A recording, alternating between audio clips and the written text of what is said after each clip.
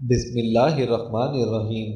حضرت علی رضی اللہ تعالیٰ عنہ نے فرمایا، بے قراری تقدیر الہی کو نہیں مٹاتی لیکن اجر و ثواب کو گھٹا دیتی ہے۔ حرص سے کچھ روزی زیادہ نہیں ہو جاتی مگر آدمی کی قدر گھٹ جاتی ہے۔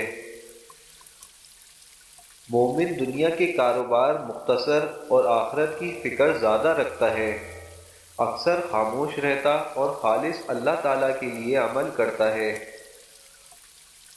خوف اس کا نام ہے کہ آدمی اپنی نفس کو گناہوں اور خدا تعالیٰ کی نافرمانیوں سے روکے رکھے۔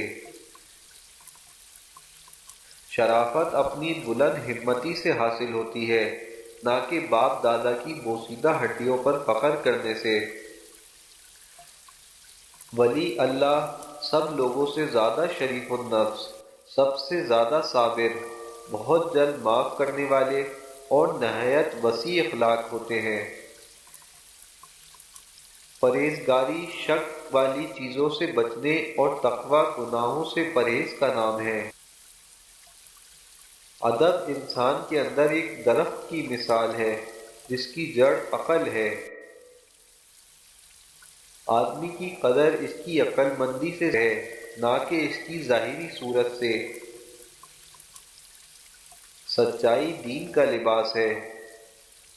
مال نفسانی خواہشوں کی جڑ اور دنیا آفتوں اور بلاؤں کا گھر ہے۔ خدا تعالیٰ کی نافرمانی گندے اور ناپاک لوگوں کا عمل ہے۔ عقل مند وہ ہے جو اپنی امیدوں کو کم کرے، اور شریف وہ ہے جس کی خصلتیں بزرگ اور اچھی ہوں۔